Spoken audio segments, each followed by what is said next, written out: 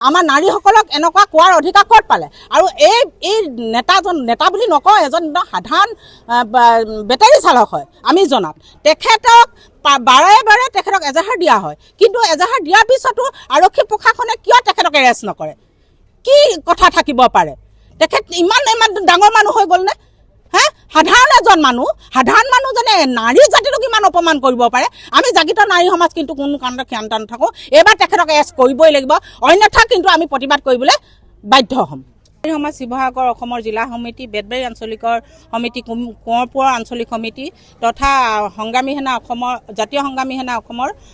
মহিলা মঞ্চই আজি আমি ইউনুছ তামুলী নামৰ এই ব্যক্তিজনৰ ওপৰত এজাহাৰ দাখিল কৰিছোঁ যিহেতু তেখেতে এটা সামাজিক মাধ্যমত বিৰোধ মন্তব্য কৰিছিলে আৰু সেই মন্তব্যটো মই নাৰীসকলক লৈ দিছিলে তেখেতক মই এইটো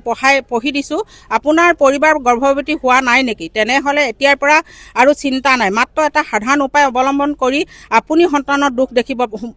মুখ দেখিব পাৰিব কামটো হ'ল পুৱা গধূলি মিয়া বুলি 2-3 বাৰ পোষ্ট দিয়ক চাব আপোনাৰ পৰিবাৰে কোলাটেক সপ্তাহৰ ভিতৰত সন্তান প্ৰাপ্তি হোৱাৰ সুখ অনুভৱ কৰিব গতিকে এই নিৰ্লজ্জ ব্যক্তিজনক অনতিপলমে গ্ৰেপ্তাৰ কৰিবলৈ আমি আৰক্ষী প্ৰশাসনক দাবী জনাইছোঁ আৰু যিহেতু এইজন নেতা স্বয়ম্ভূ নেতা বাঘেদা বুলি কয় কিন্তু এজন বাঘেদা নহয় এটা মেকুৰী হয় আৰু তেখেতে আমাৰ মুখৰ আগত আহি দম আছে যদি কওকহি যিহেতু তেখেতে য'তে যায় ত'তে মাৰপিট কৰে বা ঘৰৰ সন্মুখতো তেওঁক মাৰপিট কৰিছিলে আৰু যিহেতু তেওঁ গৰু দালাল কৰে ছাগলী দালাল কৰে হাতী দালাল কৰে ঘোঁৰা দালাল কৰে মতলব নাই আমাৰ কিন্তু নাৰীসকলক লৈ যিটোৱে তেওঁ মন্তব্য কৰিছে ইয়াত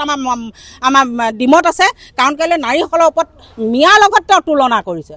আমাৰ এটা সন্দেহ উপজিছে তেখেতৰ মাতৃয়ে কেনেকৈ সন্তান প্ৰসৱ কৰিছিলে তেওঁক কেনেকৈ জন্ম দিছিলে সেইটোৰ ওপৰত আমাৰ প্ৰশ্ন হৈছে আৰু দ্বিতীয়তে আমাৰ নাৰীসকলক এনেকুৱা কোৱাৰ অধিকাৰ ক'ত পালে আৰু এই নেতা বুলি নকওঁ এজন সাধাৰণ বেটাৰী চালক হয় আমি জনাত তেখেতক বাৰে বাৰে তেখেতক এজাহাৰ দিয়া হয় কিন্তু এজাহাৰ দিয়াৰ পিছতো আৰক্ষী প্ৰশাসনে কিয় তেখেতক এৰেষ্ট নকৰে কি কথা থাকিব পাৰে তেখেত ইমান ডাঙৰ মানুহ হৈ গ'ল নে সাধাৰণ এজন মানুহ যেনে নাৰী জাতিটোক ইমান অপমান কৰিব পাৰে আমি জাগৃত নাৰী সমাজ কিন্তু কোনো কাৰণত ক্ষান্ত নাথাকোঁ এইবাৰ তেখেতক এৰেষ্ট কৰিবই লাগিব অন্যথা কিন্তু আমি প্ৰতিবাদ কৰিবলৈ বাধ্য হ'ম হয় আজি আমি জাতীয় সংগ্ৰামী মহিলা পৰিষদ তথা জাগৃত নাৰী সমাজ একলগ হৈ পেলাই শিৱসাগৰ সদৰ থানাত এই ইউনুছ তামুলী নামৰ ব্যক্তিজনৰ ওপৰত এজাহাৰ দাখিল কৰিছোঁ তেওঁৰ ওপৰত এজাহাৰ দাখিল কৰাৰ কাৰণ এটাই তেওঁ আমাৰ মহিলাসকলৰ ওপৰত সামাজিক মাধ্যমৰ ফেচবুকৰ জৰিয়তে এটা অশ্লীল মন্তব্য আমি দেখা পাইছোঁ তেওঁ শিৱসাগৰ আৰক্ষী প্ৰশাসনক আমি অনতিপলমে তেওঁক গ্ৰেপ্তাৰ কৰিবলৈ অনুৰোধ জনাইছোঁ আৰু যদি শিৱসাগৰ আৰক্ষী প্ৰশাসনে তেওঁক খুব কম দিনৰ ভিতৰত গ্ৰেপ্তাৰ কৰিব নোৱাৰে তেতিয়াহ'লে পৰৱৰ্তী আমি শিৱসাগৰ সকলো মহিলা লগ হৈ জংকী আন্দোলন কৰিবলৈ আমি বাধ্য হ'ম ইয়াৰ কাৰণে কিন্তু